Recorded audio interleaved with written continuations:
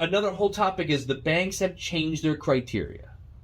So if you are going into it and you're promising your investors you're going to get all your capital back in years 1, 2, or 3, the answer is no. Like you don't know. You don't know that. So don't promise your investors that. And if your returns are based on that, oh, look, you get an infinite return because you get all your cash back in year 3. Great. What if they shrink their LTVs to 50%, which they have? What if the appraisals are all coming in low because everyone's scared of where the rates are headed? Inflation, right? Oh, it's only at 4%. Not if you look at energy and food products. You're at 14% still for inflation. People are losing their incomes. What is that doing to rents in the multifamily world? Oh, rents are only going to go up until their incomes don't keep up. Welcome to the Creating Wealth Podcast, where Kyle Curtin takes you on an extraordinary journey alongside renowned multifamily real estate experts from every corner of the United States. We teach you how to harness the power of real estate investing and witness the transformation of your wealth building strategy. Let's create wealth together. What's up, guys? Welcome to episode 124 of the Creating Wealth Podcast. I am your host, Kyle Curtin. I am a co-GP specializing in investor relations and capital raising for multifamily sponsors. Today, we get the great pleasure of chatting with Nick Allerud. He is a multifamily investor with 25 million assets under management, switched from residential investing to commercial investing, a nationwide life and business coach, so much more, based out of Tewksbury, Mass. Nick, how we doing, man? All that out of Tewksbury. All out of Tewksbury. All right, Kyle, we have to talk a little bit too. So you and I did a Zoom podcast. It was probably, a year ago? How about that, yeah. And I don't remember you reading off of anything in that Zoom podcast. What's going on here now that you're live to the people? What's happening? Hello, people. How are you? Because they got a good look at the side of your head on this one. I just want to let you know. That's a good point. Yeah, I tried. Is it it's a good side? Okay. I think it's okay. But yeah, man. Super excited to jump in. Thank you for having me again, dude. Absolutely. So I know we did jump a little bit before in podcasts past. Let's jump back into your backstory a little bit. You know, take us through the multifamily stuff. Take us through today. What's going on? What's going on? Kind of a loaded question. Sure. No, absolutely. So as it relates to syndication and commercial real estate, for those of you who don't know me or it's their first time seeing this podcast, used to be a big residential guy. We had, a pretty big team. We had up to 35 employees at one point, kind of crushing the residential game. 2011 until today, started playing in the value add multifamily and then value add self-storage and now hospitality space. So, I learned so many lessons along the way. We talked about a few of them on our last podcast. Partnering with the right people, making sure you do the right due diligence, making sure things happen. But every single one of those lessons that we've learned has led me in a different direction. Love it. So in this particular case, yeah, and as it relates to your audience, I'm sure they can just look at the old podcast. They want to hear some of the shit shows that have happened in the last 20 years. But, the last 3 years, let's say, we saw a big shift in the multifamily value add market across the country where cap rates were getting compressed, really tiny, right? So 3-4% cap rates that used to be 8 to 9 to 10. And when debt starts to go from 4% to 6% to 8%, it doesn't work. Yeah. And even the best sponsors with the best projects in the world that buy those things, right? If you make one mistake, you're done. As seen by the Texas foreclosures, $25 million in investor debt, it's poof, gone. So a lot of people the brothers, sisters, aunts and uncles and Joes and Schmoes who jumped in 2016, you couldn't lose money from 2016 to 2020. You could buy wrong, finance wrong, manage it wrong, didn't matter, right? So we saw that come in. We were starting to compete with all of those folks. And our KPI in 2017 or 2018 was we were analyzing 101 deals to get to one closing. Yeah. In 2020, it was 227 deals to get to one closing. So that's when we made a pivot and said, okay, multifamily is not where it's at anymore. Even self-storage got really, really hot.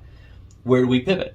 Yeah. And we found a great niche in what we consider the hospitality asset class, or RV parks and boutique hotels in specific strategic markets in the East Coast. Love it. That's awesome, man. That's quite the pivot, especially from that metric of essentially doubling, the amount of deals, worth looking into, worth underwriting, that type of thing. More than doubling. That's what, like 120% or something like that. Like just like straight up, like, from a few years ago. Twice as much work, and your yield is getting smaller and smaller and smaller. So you're working twice as hard for less and less returns. It just didn't make any sense. Absolutely. No, I like that. And one of the reasons that I do like that as well is being able to have that metric within your business, to be able to make that realization. You're like, oh, hey, like maybe it's time to pivot to something else now. Oh my God. Something that makes maybe a bit more sense, especially from like an overhead perspective, from an expense and a time perspective, to like just switch. KPIs are everything. Right? Knowing your numbers, knowing your KPIs are absolutely everything. That's for residential businesses, commercial businesses, raising capital businesses. It doesn't matter, right? Like, what are the numbers? How many conversations? How much? But ultimately, we talk about this more as we get through it, but like finding what excites you, like finding the alignment and what excites you. Another big rule that came to me over just the past 12 months, if it's not a hell yes, it's a fuck no. I love that. And then if you saw me post it, and it's like, that became my new mantra. So I probably get, I'd say 3 to 5 deals kind of presented to me every week to try to help them asset manage or raise capital for, or be a PG on, like whatever it is. And like, I used to try to say yes to everything because you didn't know what was coming, right? And a lot of people, when they're starting out, say yes to everything, and that's a good move, but you're also not focused, and you get involved with a lot of stuff that you're learning and bumbling through. But at the time, you're like, oh shit, does this excite me? Yeah. Is this a place where that can, like, people want to go to? There's a super cool water park or a super cool attraction nearby, or people are going to vacation here. They're going to make memories here. Is it a place that I want to go? Instead of what I used to do, which was, Class C minus and C, value add multifamily in Western Pennsylvania or in Ohio or in Georgia or in Maine. Like, it's just cooler, right? Mm-hmm. Lifestyle assets. Yes. Yeah. I love that, man. Absolutely. When it came to, like, I'm curious too, like, when you are underwriting, a lot of those types of deals and stuff, what was kind of your perspective when it came to debt? Like, were you looking more with a dominant focus on fixed rate debt or variable debt, like when kind of underwriting as the economy started to kind of change? Oh yeah, that's a great question. Yeah, so in our spreadsheets, it's super, super important to stress test every deal, but we would look at everything that we do as value add, right? So I know you do value add, your listeners probably do. There's core value add and like opportunistic, right? Yep. So value add means that it's going to take 18 to 24 months typically for this to get stabilized, for us to do all the heavy lifting, for us to kind of kick the old management out, rebrand, get everybody out of the buildings, and completely renovate everything or put the amenities in, whatever it might take. So with that said, it's tough to get stabilized debt at the front end. Yeah. Because you're going to do so much stuff, and whatever the cash flow is right now, which is probably shit, right? You're going to be revamping the entire thing anyway in 18 to 24 months. Yeah. So typically, on value add, we still had to get bridge debt or 24-month debt on these things. It's a higher interest rate, and it's a shorter term loan. As we got more, as local community banks got more comfortable with us, they were on occasion able to give us like 2 years interest only. Nice. At a same lower rate. That was a 5-year fixed or a 10-year fixed. To eliminate the risk, we wanted fixed rate debt. Yeah. Period. Right? So in the moment we needed to incorporate a refinance as part of our investor returns, that is dangerous. Yeah.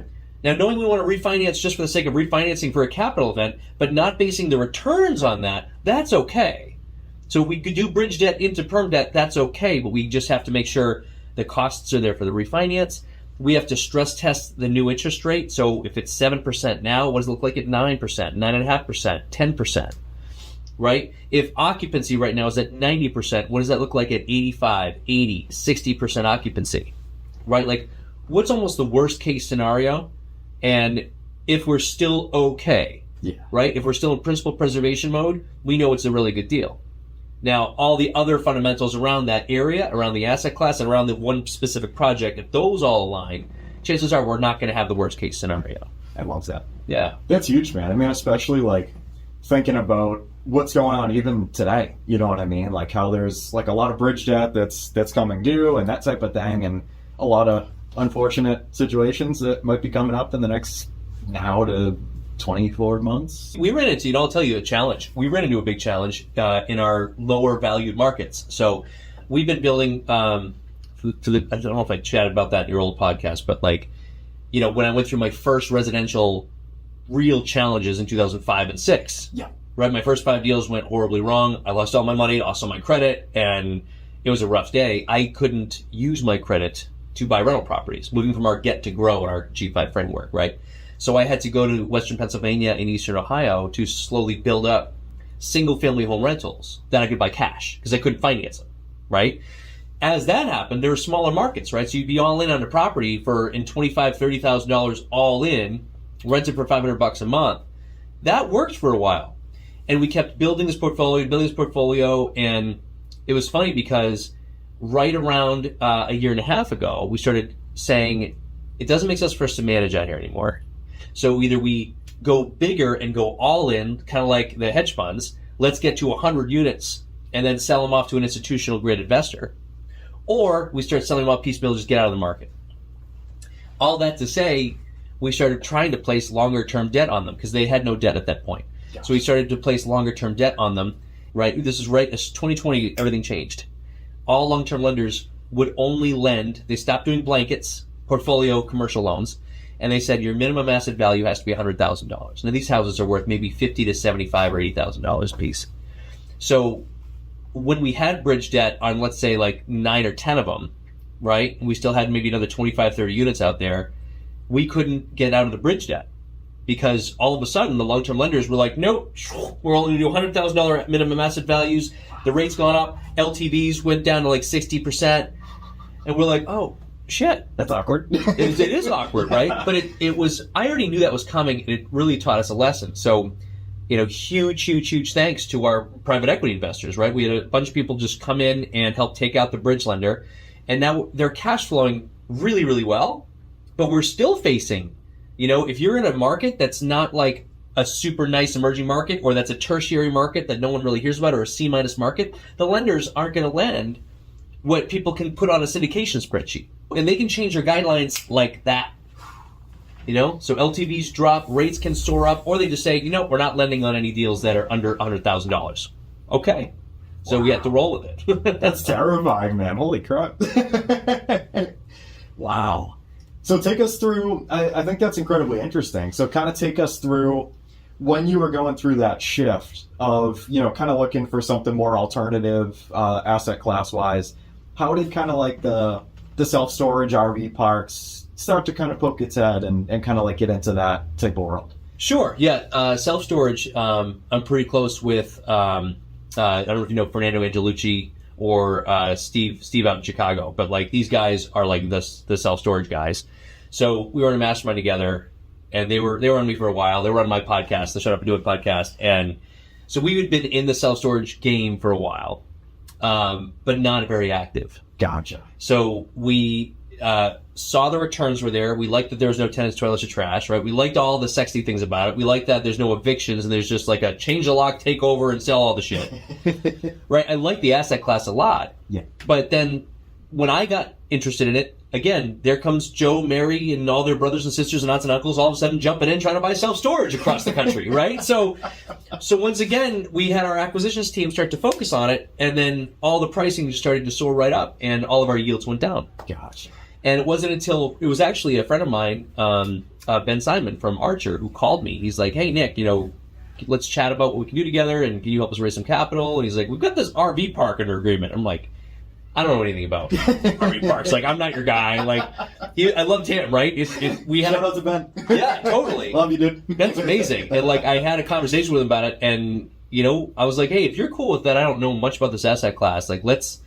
I'll dive in. Let's take a gamble, and I'll throw it out to our list and see what we can do. And really big props to Ben and his team, and Carl and John and Alex. The very first park we got, I was feeling I had to have them eliminate my risk. And so what they did is two of them, Carl and John, literally moved onto our first park to almost eliminate the operational risk. So, okay, they're going to live there. So if we go over budget on something, these guys, they had all the equipment on the site, and they did. They would jump into the ditch witch, and they would jump into the septic tank and try to fix Wow. We now learned everything that was needed to like, oh yes, hospitality does come with more management intensive operations. You do need on-site management. You do need to have KPIs and checks in place. You do need to have security cameras. You do need to have activities and events planned for your campers because it's hospitality, right? But if you can get over and understand what's required on the operations side, and you have solid people that you trust and believe in, right? And we have another park where we hired a manager. Now she's good, right? But until she isn't. But at least now we have the SOPs that we've created. We have like expectations, like here's what we know about our first park, translating to our second park, and now we have parks 3 and 4 under agreement, which is going to be pretty exciting. But it's all Mass, New Hampshire, and Connecticut really right now. I like parks also down south. I like that there's 4 seasons, and we can get into RV parks and criteria and stuff like that. But that's, the biggest thing about RV parks is it's vacation land. So you have to have an attraction. You can't but mobile home parks are very different. Mobile home parks are affordable housing. The last affordable housing class in America, some people say. But RV parks, it's vacationing. So you have to have a theme park attraction or a water park or ski mountains or hiking. Something's got to be there to attract them versus mobile home parks. So interesting. I just went on 8 tangents, but no, that was great. Squirrel. Yeah. No, I love it, man. Really, and like, I have so many questions. I'm trying to like just kind of boil it down there, but I got all day. This is my office. This is true. By the way, guys, if you haven't caught it yet, this is our first live podcast for the both of us. So I'm gonna put it up there, Nick. Beautiful, man. Set up in here. That's why I was giving him some shit. But like, he's got all the people watching right here. So it's good. Cam in the back. But yeah, man. So yeah, to be honest with you, like I'm definitely not familiar with that type of asset class at all, right? So even like the concept of like the difference between the two of those, one being potentially like the last like low income housing in America, like that type of thing, and the complete opposite side of the coin within that alternative investment of like vacation land and like attractions and like, wow, like I didn't know that, So one question that I do have about that is, is the business portion of it plus like the lands like the same thing? Like, so if you like acquire a park, right? Like, are you just kind of like assuming the management from day one, or like, I guess like kind of what I'm trying to ask is like, is the business and operations part of it different from like buying the land? Yeah, totally. If you think about it, RV parks, they're one and the same because they're only gonna come. The business will only function if you have a really cool park in a nice location and you have the amenities, like your land and your amenities on your land count towards your operations. Gotcha. Right? Okay. So they're both. When we buy a park, you're buying cash flow, just like if you're buying a multifamily, you're buying multifamily. They are renting the dirt, right? So transients will bring their rigs onto our site. They'll stay with us for 1 night, 2 nights, 3 nights, or a month, or they'll do a whole seasonal, right? So a 5-month season. And with all those rates, depending on what they want to do and what they've done every year for the last 20 years. Yep. So we've also taken, in the Northeast, it's different than down south because there's not a lot of winter camping. Because up here, water lines on the ground, they'll freeze, like septic tanks, like you have to deal with those stuff, right? So we've started experimenting with water tanks on site, and we've been slowly taking what were only 3-season parks and converting some long-term income. So people can now stay seasonally through the wintertime near the ski mountains, near the forests, near the white, like they can do all that cool stuff. And it also helps stabilize cash flows during our off season. So, what's the SEC rules? Like, one person's experience does not indicate future results, right? Like actual performance. But, the first park we ever did, like with our projections, we had no idea the demand of what we were buying. And all these managers, a lot of them are older. Like that first one just wanted to move to Florida, moved to the Keys, and that was the end of it, go fishing. And he had not raised his rates in years and years and years. And he also was happy being 100% occupied. So, like in multifamily, you're 100% occupied, you're too low on your rent, right? In this particular case, I think we raised rents maybe 35% after putting in the amenities, after putting in the higher Wi-Fi, after doing the security cameras up, after paving the roads. We went up like 30%, and we were still 100% occupied. Like, wow. It's just the people want to be in a really cool, nice place. Yep. But that's RV parks. We don't have to get into RV parks if you want. Mobile home parks are different. Self-storage different. Like, whatever you want to talk about, whatever your people want to hear. That's wild, man. I do have one more question about that was kind of on my mind. Is like, from an operational perspective, and I assume it'll probably depend, from like the size of the parks and that type of thing. But is there like full-time staff on board, like coordinators for like events and like cleaning crews, or like what does that kind of look like from like an overhead perspective? Yeah, so these parks always have someone on site, right? At least one person, depending on how many pads, how many guests you get. If they're transients versus seasonals, is how many other people you need. I would say you probably want like between 3 and 5 people on site. One of them is going to be your park manager. So typically, they would get the Northeast up here, somewhere between $50,000 and $60,000 a year to manage that park. But they're also helping run the events. They're also helping, manage smaller CapEx projects or smaller repairs. But they'd also be the ones meeting with larger contractors if there's bigger CapEx repairs or biggest business improvements and that sort of thing. When you take over a park, right, just like multifamily, like that first 18, 24 months, it's like all hands on deck. We have multiple crews in there. We have tree people. We've got plumbers. We've got electricians. We've got, have to bring in new service from the street. There's so much that goes into making sure that the park not only meets modern, the other comps in the area or exceeds the other parks in the area, right? Because we want to be the best park and even be at the same price. Yeah. But there's just lots of different coordination. Like, can you do solar panels and solar grids? Like, that's a whole income stream that we were investigating in both of our parks. Can we clear, an acre or two of land and put more sites on it? Glamping sites, tenting sites, tiny homes, micro cabins. Do we have water on site? And we're able to kind of fit in some tent sites along the water, so people can have like a really cool fire pit and maybe a barrel sauna on the water. Like, wow. These are all cool vacation things, right? I like RV parks because not just like multifamily where there's like one revenue generator, like what's the rent? Yeah. Right? or we have vending machines, we have retail shops, we have solar arrays, we have, renting, we have electrical utility bill backs. There's so many different levers you can pull on the income, which, remember, every dollar that you increase your bottom line with, there's a multiplier effect of whatever that cap rate is for the value of the park. Yeah. Right? Wow. So if you can increase NOI by $10 a month or $120 a year, right? Let's go $1,000 a year, right? So you increase all the pads $10 a month for the year, and you're $1,000 extra on your net operating income. That adds RV parks are at about 10% cap rates right now. So that is $10,000 added to your bottom line.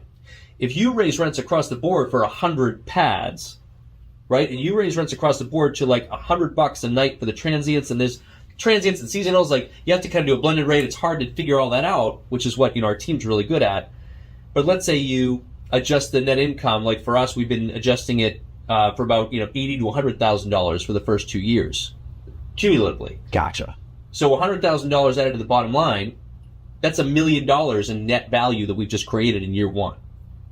Like, that's insane. Pretty badass, yeah. That's badass. And in multifamily, that used to be the case in 2014 and 2015, but you haven't been able to, now it's at a 4% cap. So you increase it by $100,000, now it might be worth $400,000 more. And good luck to you with the banks that have just shrunk their LTVs down to 50%. So your cash out refi, that's a whole other topic. Cash out refis, right? We've got a talk coming up when burrs turn into gers. I'm excited for that talk. Yes. Coming in, you're not going to see this by then, but Leominster, whatever date that's going to be, if you're local, come check it out. Mm-hmm. But, right, another whole topic is the banks have changed their criteria.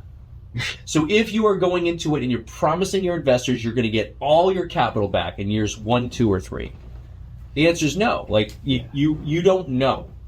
You don't know that. So don't promise your investors that. And if your returns are based on that, oh, look, you get an infinite return because you get all your cash back in year 3. Great. What if they shrink their LTVs to 50%, which they have? What if the appraisals are all coming in low because everyone's scared of where the rates are headed? Inflation, right? Oh, it's only at 4%. Not if you look at energy and food products. You're at 14% still for inflation. People are losing their incomes. What is that doing to rents in the multifamily world? Oh, rents are only going to go up until their incomes don't keep up. Yeah. Right? I have a whole soapbox. I guess I just gave you a couple. Let's talk amongst one of those. Wow. It's so true, man. It's wild. I do definitely really like the aspect of how creative you can be in that type of space, right? Like with all of those ancillary type of businesses within one. I think that's cool as shit. Wow. So yeah, I love that, man. So take us kind of through, is that, kind of your big focus at the moment? I know there's definitely one that I'm going to ask you about, a pretty cool movement that you have going on. Yeah. No, it's all good. It's all good. So I went through, I don't know if I shared this on your first podcast, but I'm happy to share it here, right? So the last 3 years have been an amazing awakening for me. There was a point where we were trying to crush, 150 residential deals a year. We were trying to pick up an extra 400 units or 1,000 units.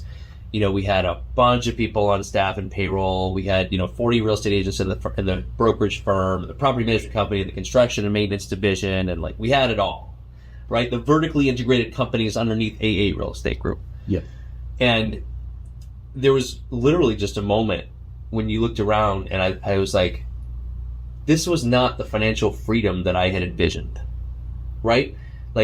Locking myself into, 16, 20, 23 Zoom meetings a week for accountability purposes and management and reading KPIs and addressing problems and hiring high level, but knowing other low people were still leaving. That was not what I signed up for. Yeah. And I learned that, okay, I did it. And now let me go back to my original vision of what does freedom look like for me? So this all answers your question because, is this what you're focused on now? Well, I am and I'm not. I partner with very strategic operators or really, really good people. Yep. Right? And people that I like and that share a vision.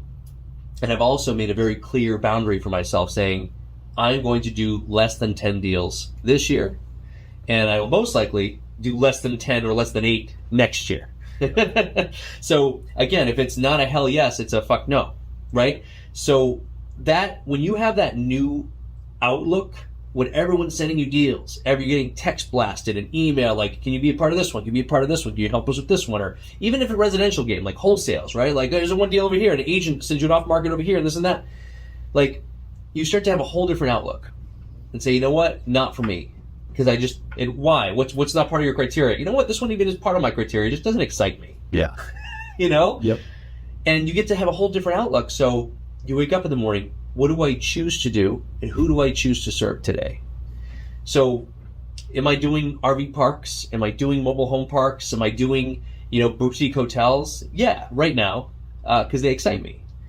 That said, I'm way more excited about helping others find their freedom. Yeah. I'm way more excited, and I'm going to kind of dismiss all the millionaire talk and make your net worth to 10 million. I feel all that's bullshit. Yeah. It's really about what can you wake up and do what it is that you want to do and not have any worries about finances.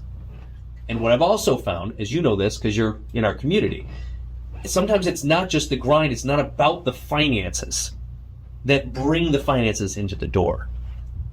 Now I'm learning all that. I didn't believe in any of this 4 years ago, but how do I get in vibrational alignment where I attract the right deals? I attract the right partners. I attract all the funding that's needed for these deals, right? And if you can master the shit that people think is a waste of time in the morning, like your meditations, like your journaling, like your choosing and being intentional with what you're going to do for the people that you love and care about, with finances being your afterthought. Yeah. Because that's where we're at now. You can grind your way to $1 million if you want. I did that. I did that multiple times. Yeah. You know what? I made shit tons of mistakes, and I've made over 10 million in real estate, but I've lost 7 because of not being in vibrational alignment with who I was supposed to be. Yeah. And real estate is our tool, right? It's our tool to having a better life. This is not our entire lives. Peace. But we can use it as a tool to also help free others so they can go on vacations across the world that they want to do, or they can take their families to magical cruises that they could never thought they could have afforded. Or if you want, you can go Grant Cardone style and buy the jet and buy the helicopter and buy all that stuff, because that's what, you know, the universe puts on the earth for. Like, feel this shit. Yeah. Like, it's okay to have money and have tangible stuff and go on experiences. And I'll tell you right now, the people who are like, oh, you should be giving all your money away. It's like, but if you make so much more money by doing it the right way and impacting and serving others, you have so much more of an impact that you can give. Yep. With influence, with cash, of course, but with time and service and just people who can look at you in a different way. That's the new movement, as you're already knowing about. I love it, man. Yeah. Absolutely. Yeah. Moving it from REI Ignition and REI Accelerated, which is teaching people, right, how to use real estate as the tool to financial freedom.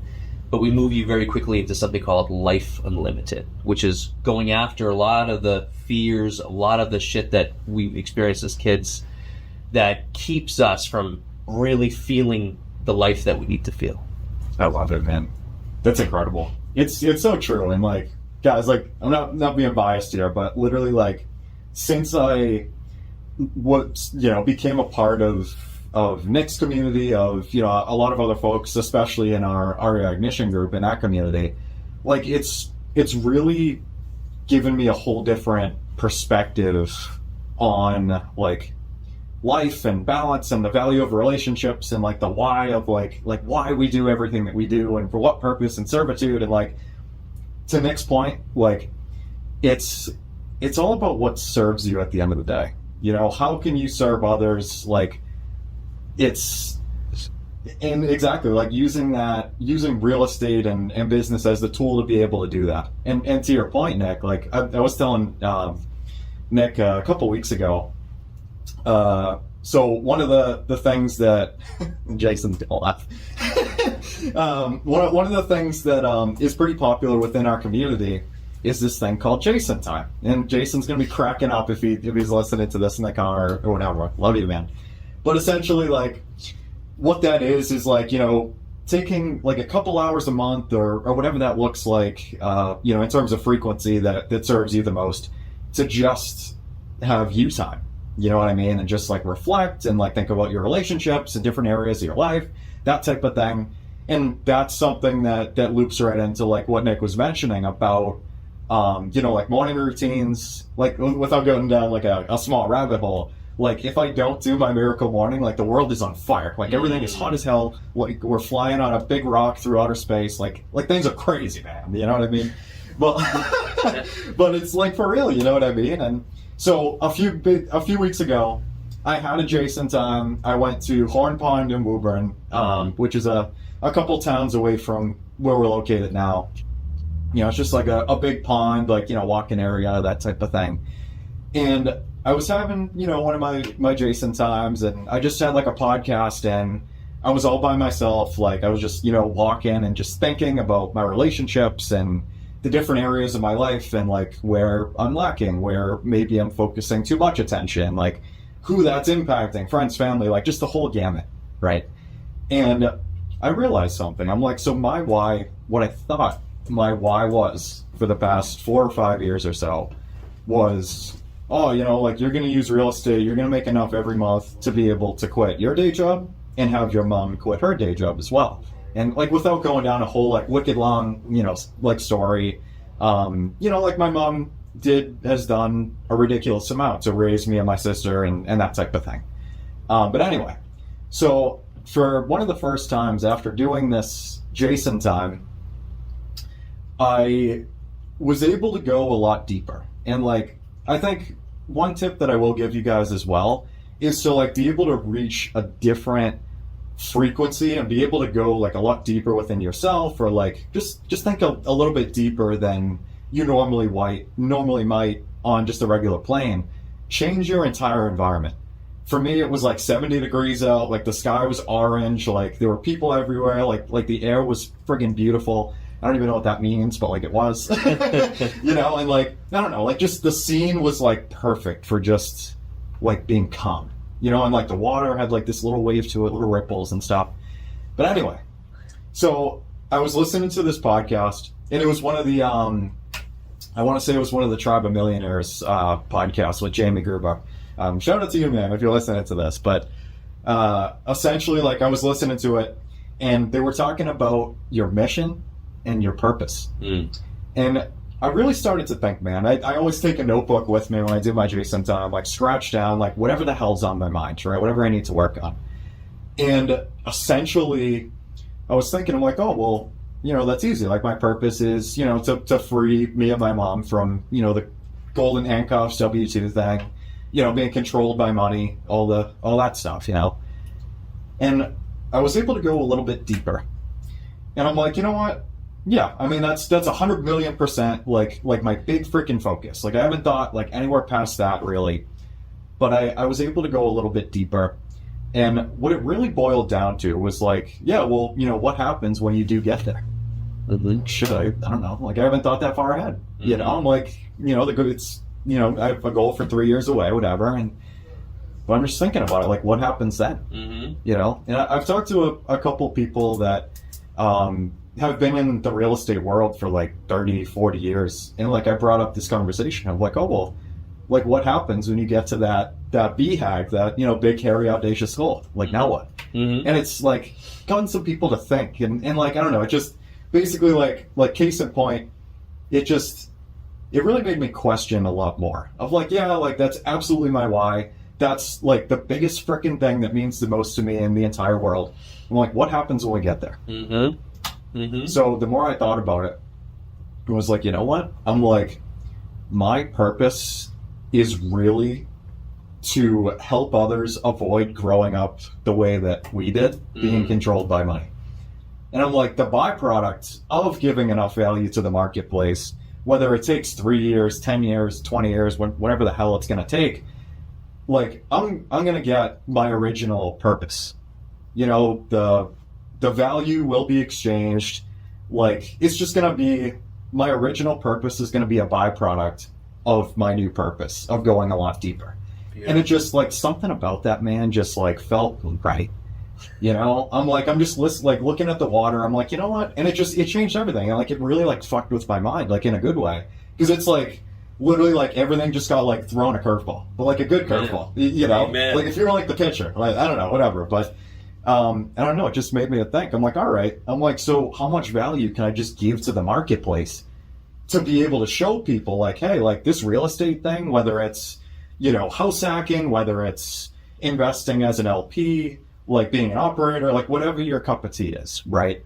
Like, how much can I give you and show these different types of opportunities, like different ways to do things, educate, like give value, like how much can I just give out, you know? And I'm like, and that was the realization, man, is like, at some point, like, I'm going to get the thing that I aspired for the most. Yes, you will. And it's just going to be a byproduct, you know? And I'm like, fuck, like now, like it all makes sense. And there was a quote too, and I'm going to butcher it, man, and I shouldn't, because I should have a freaking tattoo of that thing. But there's a quote in the back of Joe Fairless's, what's it called? Like the best ever apartment syndication book, like the big red one. And it says basically, I'm going to butcher it, guys, I'm sorry. But sorry, Joe. It is what it is. But essentially it's like, you know, it asks the question for like people raising capital of like, oh, well, you know, why am I showing this opportunity to others? And what he wrote in there, like I wrote it down everywhere. Like I send it out to people all the time. Like it's in my phone. Literally, it's like, you know, you're presenting these opportunities to invest to others to be able to make the projected returns that you project. So they make the, you know, amount of capital and stuff that, you know, they desire to be able to live the lives that they really choose. You know? And it's like everything literally just looped together in alignment. I'm like, holy fucking shit. Like everything just feels like right now. You know, all of a sudden it's like, yeah, like I you know, I'm not really sure 100% now, like in terms of goals, like quantitatively. I'm like, yeah, I know, like, you know, getting into the syndication space, like it's going to take a while, long-term game, relationships, that type of thing. I'm like, but it just makes sense now. And I like literally these type of like self-awareness, like types of experiences, like I never would have thought to have, you know, Jason time, to have a freaking miracle morning, like if it wasn't for Nick and the group. And it's to be able to hear your vision of like taking this thing nationwide and impacting numbers of people that can't even be written down on a piece of paper is a beautiful thing. Because I've personally, like, it's changed fucking everything, you know? And like, thank you. He's even dropping F-bombs on his own podcast. It finally happened. Once in a while, like, we wouldn't stop, and like, this one, I'm gonna throw it as an expletive. Why not, guys? Because it's real. It's fucking real, you know? Look at the energy. So this is your first live podcast. You guys see like the goosebumps he's getting right now? The energy from this guy? Really, man. Like, legit. Yeah. When you get a download like that, but when the download doesn't come when you're trying to bang through your calls or bang through your LinkedIn connections or bang through, it comes when you're with yourself, when you're quiet. And it still takes practice because a lot of us have the mind that doesn't stop. Squirrel. Yeah. Yeah. But once you learn and you can play with that, and you can play with the silence and play with your relationship with a higher power, that shit happens. And all of a sudden, there's your new beacon. Oh, well, this is going to work out anyway. I just got to focus up here. Yep. That was beautiful, man. Thanks, man. I really appreciate you being on this Life Unlimited podcast. Number one, let's go.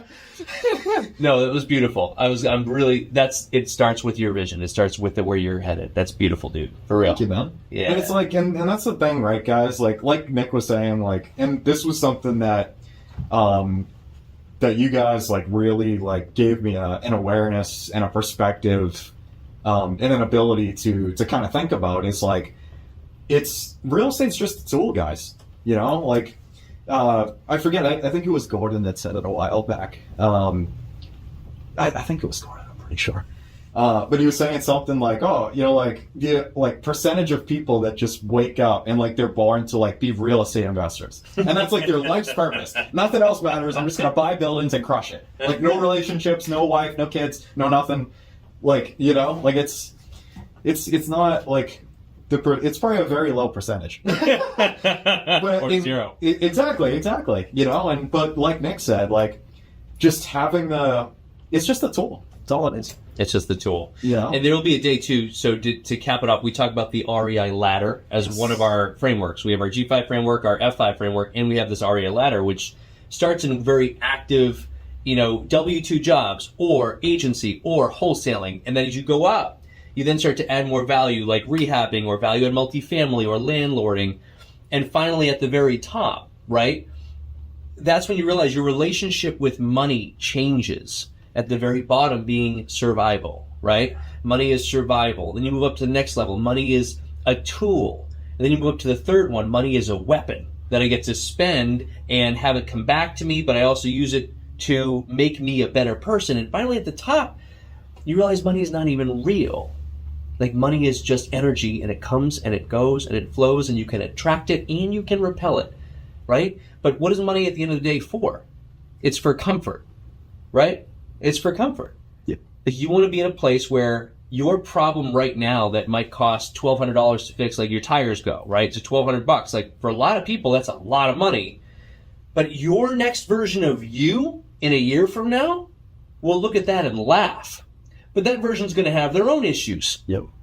But a lot of those issues, what you think are money problems, if you have the money, that's not a problem. There's bigger problems that are not money related.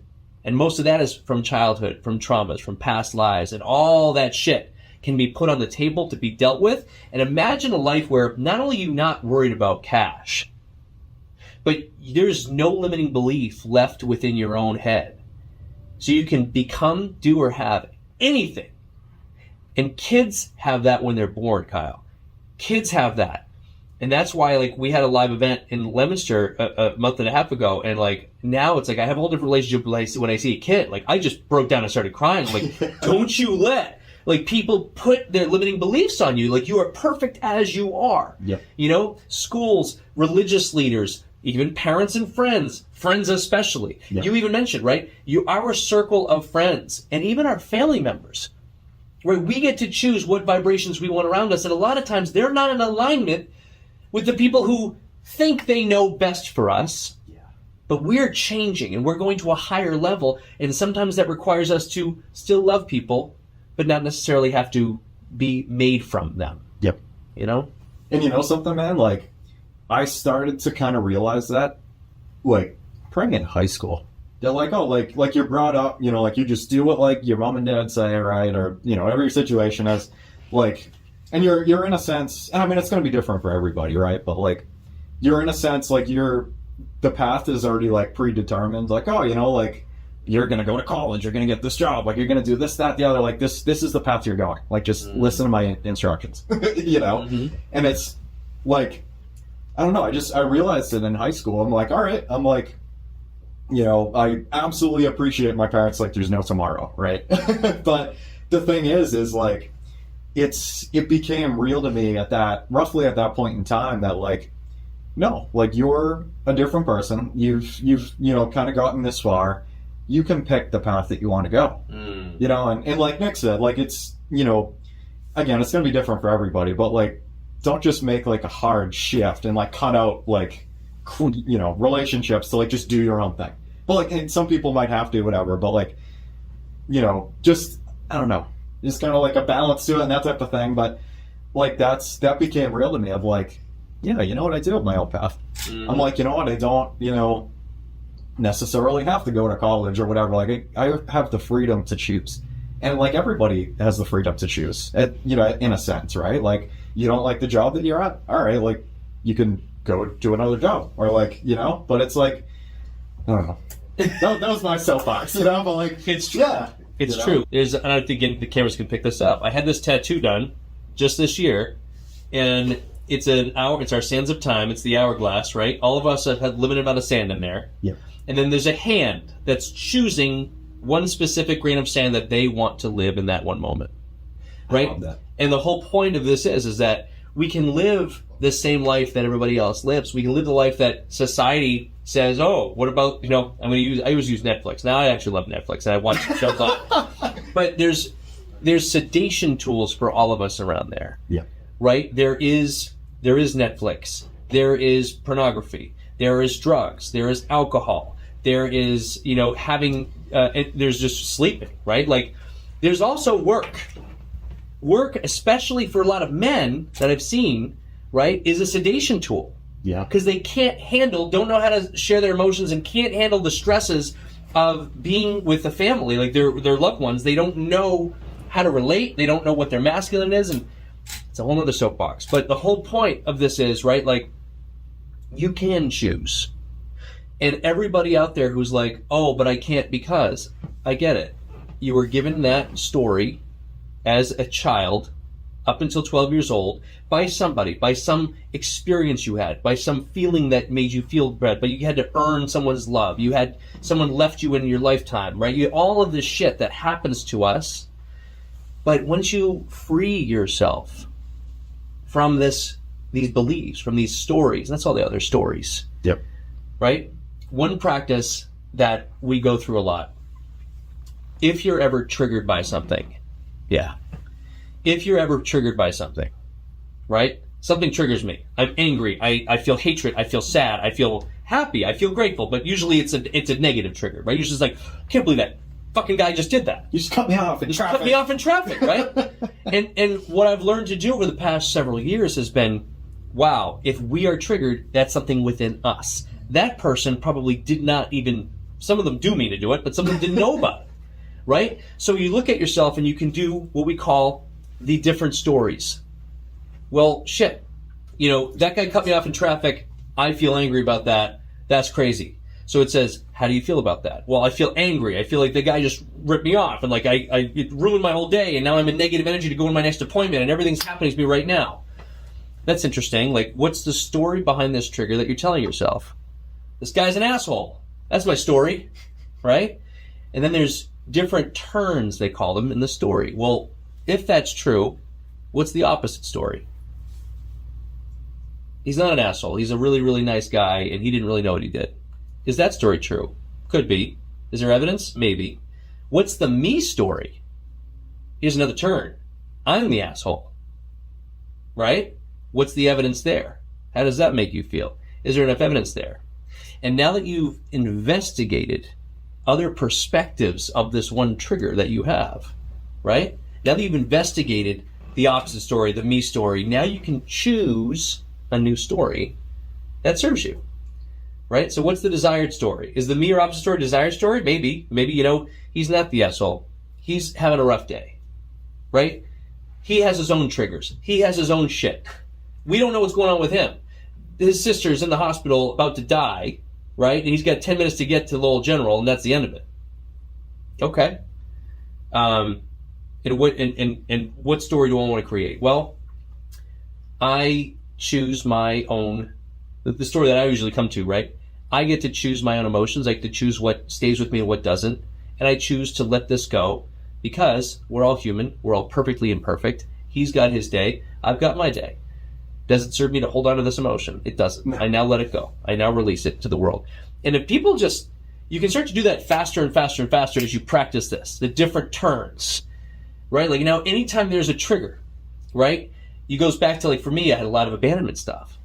So I would have, like, people just, quit my teams or, leave the coaching groups, right? Like, what the fuck's wrong with me? Then it's like, I go back, oh, that's because I got some stuff. That's because I got stuff to work through. We all have that stuff. We are so far off the topic of commercial real estate and creating wealth. This is great. No, really. This is part of it, guys. This is part of it, right? This is why the money relationship with money is attraction. Yep. Because nothing is real at that level. It's a man-made thing. Money is man-made.